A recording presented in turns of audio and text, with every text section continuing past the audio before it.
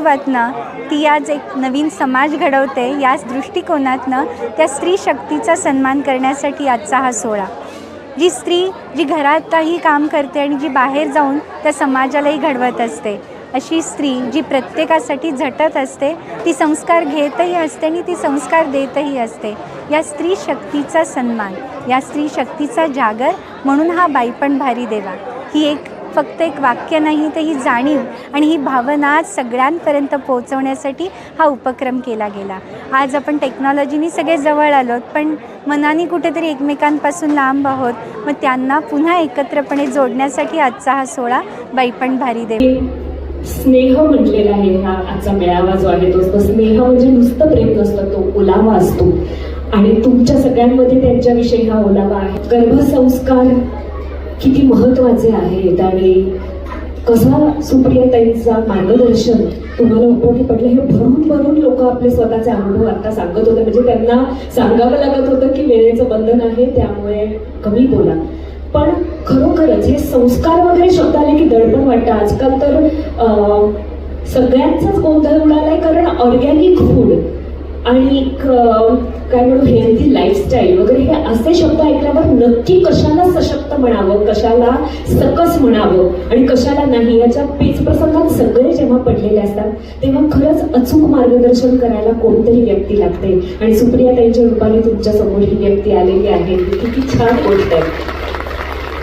बाईपण भारी देवा हे जे तुम्ही म्हणालात की मला पटत नाहीये, तर ह्या भारीपणाकडे आम्ही अवघडलेलं पण किंवा वजन असणारं असं जबाबदारीचं असणारं असं बघतच नाही. भारी म्हणजे अरे काय भारी कमाल अशाच यांनी या बाईपण भारीचा उल्लेख आहे. एक गोष्ट कायम कळली ती म्हणजे एखादी स्त्री एकाच वेळी उत्तम विद्यार्थिनी आणि उत्तम शिक्षिका असू शकते.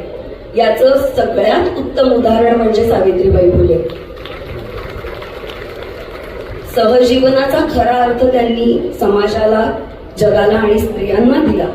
त्यामुळे मला ती स्त्री, प्रत्येक स्त्री सुंदर वाटते जी आत्ममग्न असून सुद्धा आत्मभान जपण्याचा प्रयत्न करते.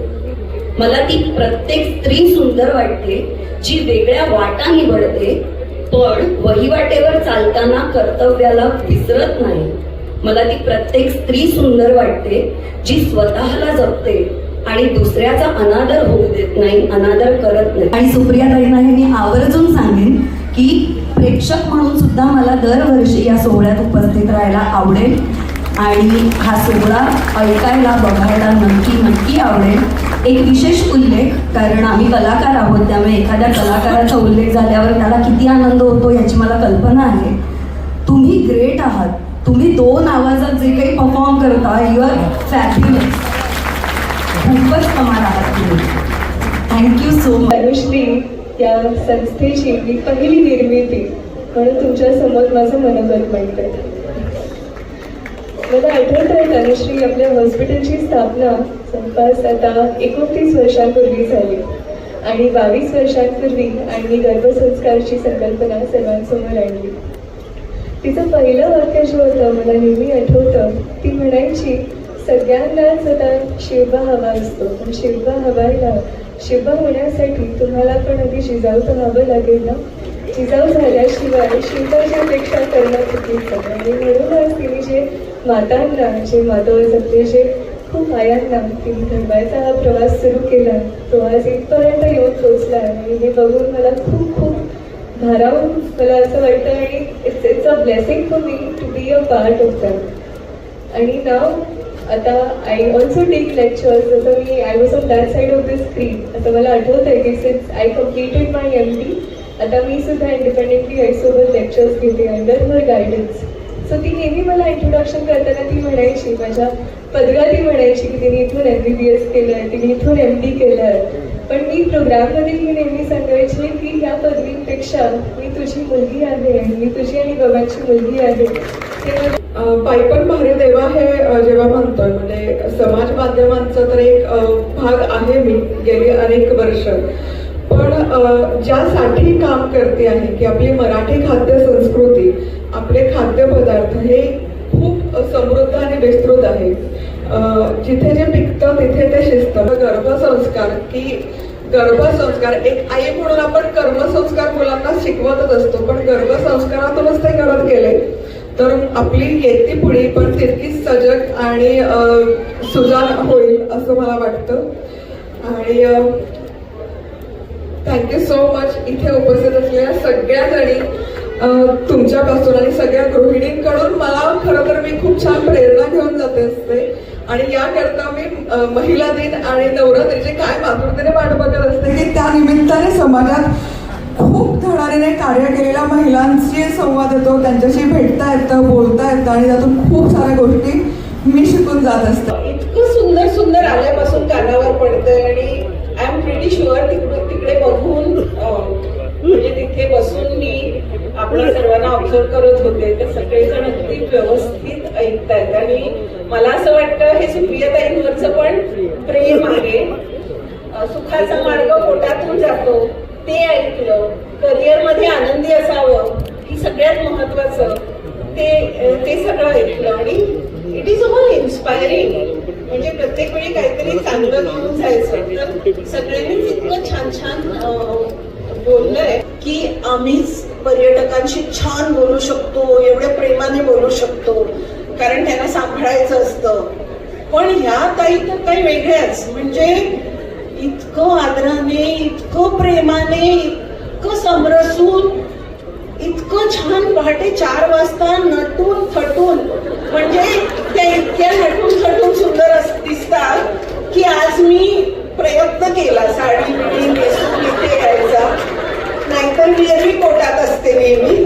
पण मी म्हटलं नाही, सुप्रियाताईकडे जायचं तर असंच जायचं. की या भूतलावर परमेश्वरानं फक्त मादी आणि माती या दोघांनाच निर्मितीचा आनंद घेण्याचं स्वातंत्र्य दिलं आहे. जगामध्ये कोणालाही निर्मितीचा आनंद या दोघांशिवाय घेता येत नाही. मातीतलं बीज आणि मादीतलं बीज, त्या बीजाची वाढ करताना, निर्मिती करताना जो आनंद आहे तो खरा आनंद असतो, निर्मितीचा आनंद. विवेकानंदांनी असं म्हटलं होतं की स्वामी विवेकानंदांनी म्हटलं होतं की व्हॉट इज लव्ह. तर तेव्हा त्यांनी सांगितलं होतं की love is to sacrifice our life for unknown person, not known person. माझा भाऊ आहे, बहीण आहे, माझा हे आप्तेष्ट आहे, नातेवाईक आहे वगैरे, नो. अनोळखी माणसासाठी आपलं जीवन खर्ची घालणं आणि ते करत असताना जो फिनॉमिना आहे, जी क्रिया आहे, तो खरा आनंद असतो म्हणे. आणि त्याचं नाव त्यांनी प्रेम हे दिलं.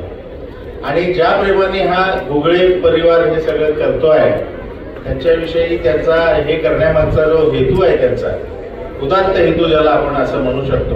झालेलं आहे. माझ्या शेजारी मैत्रिणीची मुलगी आहे आणि शरीराला रात्री 12, 1, 2 पर्यंत जागायचं याची इतकी सवय झालेली आहे की सध्याला तिला, म्हणजे मला ब्राह्ममुहूर्ताला उठण्याचं महत्व आणि या वर्गाचं महत्व सांगायचंय की सध्याला तिला वेळेत झोप यावी, म्हणजे रात्री 10 ते 11च्या दरम्यान. यासाठी ज्या डॉक्टर्स आहेत त्यांना मी काय म्हणते कळेल, मेलॅटोनिन, ज्याच्यामुळे मेलॅटोनिन घेतल्यावर झोपेचं हार्मोन स्त्रवायला लागतं, ते द्यावं लागतंय. आणि जेव्हा मी मैत्रिणीला विचारलं तेव्हा तिने सांगितलं की सायकेट्रिस्टने सांगितलं म्हणे की साधारणपणे 12 ते 15 या वयोगटातल्या कितीतरी मुली माझ्याकडे येतात की ज्यांना मेलॅटोनिन आम्ही देतो वेळेत झोप यायला. ही म्हणजे मी वास्तविक स्थिती सांगते आहे. हा आहार आयुर्वेदिक पद्धतीने करण्याचे जे आहे ना, तो फार सुरेख आहे की ज्यामुळे आपलं आरोग्य चांगलं राहतं. तर या सगळ्या गोष्टी शिकवायच्या होत्या.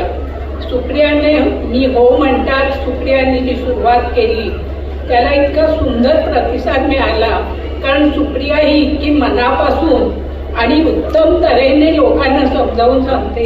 जो मुलगा 21 दिवस व्हेंटिलेटरवर आहे त्याच्याशी मी कसं बोलू, इथून सुरुवात मी प्रश्नांना केली. पण मॅमनी जसा गायडन्स दिला मी त्याच्याशी अगदी तो हॉस्पिटलमध्ये असताना कनेक्ट करत होती. तिथे असलेल्या सगळ्या गोष्टींना प्रियंका तू कृतज्ञता व्यक्त कर, तू प्रत्येक तिथे असलेल्या मशीनला थँक्यू बोल, त्यावरून हात फिरव. आणि इतकी जादू की जो दिवस फक्त म्हणजे ज्या दिवशी डॉक्टर असं म्हटले 12 तासांची गॅरंटी आहे, पण मॅममुळे माझ्यातलं मातृत्व इतकं जागा झालं की देवालाही पानं फुटलं आणि माझं बाळ आज माझ्याबरोबर अगदी सुंदर आहे.